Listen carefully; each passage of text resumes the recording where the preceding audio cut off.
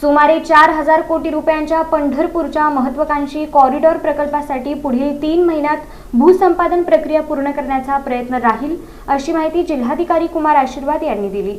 पंढरपूरच्या महत्त्वाकांक्षी कॉरिडॉर प्रकल्पाला लवकरच गती मिळणार आहे। सुमारे 4,000 कोटी रुपयांच्या या प्रकल्पासाठी पुढील 3 महिन्यात भूसंपादन प्रक्रिया पूर्ण करण्याचा प्रयत्न करण्यात येणार असल्याची माहिती जिल्हाधिकारी कुमार आशीर्वाद यांनी दिली। राज्य शासनाच्या सूचनेनुसार पंढरपूर कॉरिडॉर प्रकल्प राबवण्यात येत आहे। मात्र मध्यंतरी झालेल्या निवडणुकांमुळे या प्रकल्पाची प्रक्रिया काही काळ रखडली होती।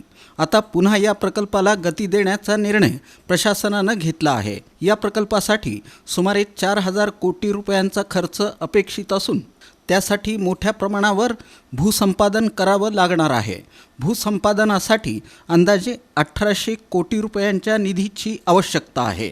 त्यातील सुमारे 30% म्हणजे जवळपास 700 कोटी रुपयांचा निधी प्राप्त झाल्यानंतर भूसंपादन प्रक्रियेला वेग मिळणार असल्याचं जिल्हाधिकाऱ्यांनी सांगितलं।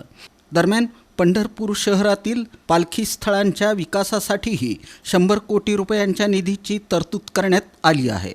या निधीतून वारी काळात येणाऱ्या वारकऱ्यांसाठी आवश्यक सुविधा उभारण्याचं काम सुरू आहे। कॉरिडॉर प्रकल्पासाठी बाधित नागरिकांशी संवाद साधून समन्वयातून भूसंपादन प्रक्रिया राबवण्यात येत आहे। बहुतांश नागरिकांकडून सहकार्य मिळत असून राज्य शासनाकडूनही निधी उपलब्ध होत असल्यानं पुढील 3 महिन्यात भूसंपादन पूर्ण होण्याचा मार्ग मोकळा झाल्याचं जिल्हाधिकारी कुमार आशीर्वाद यांनी स्पष्ट केलं।